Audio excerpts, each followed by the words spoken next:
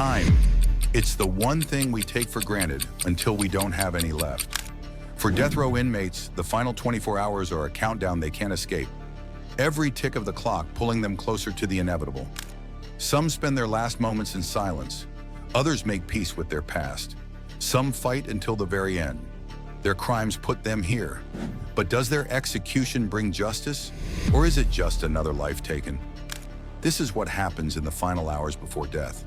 Imagine knowing exactly when you will die. Not in a distant, uncertain future, but in mere hours. Every tick of the clock dragging you closer to the inevitable. The weight of time pressing down, suffocating, unrelenting. For death row inmates, this isn't a thought experiment. It's their reality. Their fate is set. No more appeals, no more delays, just the slow, agonizing countdown to the moment their life ends. Donald Grant knew it. He could feel it. January 27th, his execution day, loomed like a shadow that refused to leave. Locked away in Oklahoma State Penitentiary, he wasn't just trapped behind bars, he was imprisoned by his own mind. Regret, fear, memories of a life that spiraled out of control. The things he did, the choices he made, the people he hurt. It all played like a broken record, stuck on repeat, tormenting him. "I struggled all my life," he muttered into the phone in his last conversation. "I had to do what I had to do to live." But in 24 hours, there was nothing left to fight for. No more survival, no more second chances. Just the certainty of a needle piercing his skin, a poison running through his veins, and the finality of death. Food.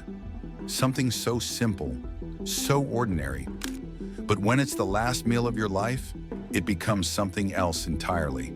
A final taste of a world you're about to leave behind forever. Donald Grant made his choice: pizza, peach cobbler, and a bottle of Pepsi.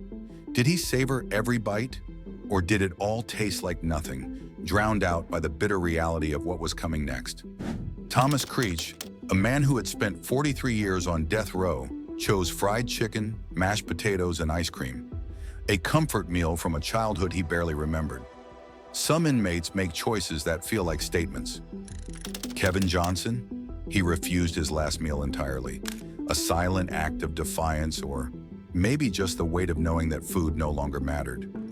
Timothy McVeigh, the man behind the Oklahoma City bombing, had only one request: mint chocolate chip ice cream. Cold, sweet, and simple. A dessert that belonged to childhood summer days, not the last moments of a convicted mass murderer. And then there was John Wayne Gacy, a man who wore the mask of a clown, but lived as a monster. His meal? A bucket of KFC, a dozen shrimp, French fries, fresh strawberries, and a Diet Coke. Even in his last hours, he clung to the persona of a man who once owned fast food restaurants, as if that version of himself still existed somewhere beneath the horror of his crimes. But was food really comfort? Did any of it matter when the clock was still ticking down? A phone call, a visit, a moment of prayer. For some, it was a chance to say goodbye. For others, it was their last chance to be heard. Donald Grant called his family. His voice was a mix of resignation and defiance. "I'm good, don't worry, I'm solid." Words meant to reassure, but who was he really trying to comfort, his family or himself? Keving Johnson spent his last hours with his spiritual advisor, Reverend Gray. He apologized to the family of the man he killed. Did he mean it? Did it bring peace to anyone? Or was it just another moment lost in a sea of regrets? Kenneth Eugene Smith, set to be the first person executed by nitrogen hypoxia, made a different kind of statement. Before they strapped him down, he formed a heart with his hands, looking at his family. Then through his mask, he whispered, "Tonight, Alabama causes humanity to take a step backward. I'm leaving with love, peace, and light." Some inmates were silent. No final words, no declarations of innocence or guilt. Just a stare, a deep breath, a final moment of solitude before the poison took over. Did they find peace, or was it just an act? The execution chamber is cold, sterile, a place where life ends with clinical precision. Donald Grant was pronounced dead at 10:16 a.m., Keving Johnson at 7:40 p.m., John Wayne Gacy at 12:58 a.m. Timothy McVeigh's execution was broadcast live to the families of his victims. His last act, a poem. I am the master of my fate. I am the captain of my soul. A final statement of control, even in death. And then there were those who never stopped fighting. Thomas Creech, trapped in a legal battle until the very end. Kenneth Eugene Smith, forced into history as the first to die by an untested method. Does any of it bring justice, or is it just another cycle of death? A question that lingers in the minds of many. How did they get here? Were they born monsters, or were they shaped by the world around them? Donald Grant's story started long before his crimes. A childhood filled with abuse, a mother lost to addiction, a world where survival meant making choices most would never understand. But those choices led him here inside a hotel, holding a gun, pulling the trigger, a woman begging for her life, a final slash of a box cutter. And just like that, 2 innocent lives were gone, and his fate was sealed. Keving Johnson was only 19 when he shot and killed a police officer, a crime fueled by anger, a past filled with pain. But his case wasn't just about what he did. It was about the system, the jury selection, the prosecutor who pursued the death penalty for black defendants more aggressively than white ones. His legal team argued racial bias played a role in his sentencing. A report backed them up. A judge even admitted the process was flawed. But the system doesn't move fast enough to save men like Keving Johnson. Some of these men left trails of horror in their wake. John Wayne Gacy, the name alone is enough to send chills down anyone's spine. A man who built his life around deception, community leader by day, sadistic killer by night. 33 victims, young boys lured into his home, buried beneath his house, the stuff of nightmares. And then Timothy McVeigh. No hidden crimes, no dark secrets. His act of terror was seen by the entire world. The Oklahoma City bombing, 168 dead, a building ripped apart, innocent people crushed under the weight of concrete and fire. His motive? Revenge, a hatred for the government. He never asked for forgiveness, never showed remorse. He saw himself as a soldier in a war only he believed in. But what about the ones who claimed innocence?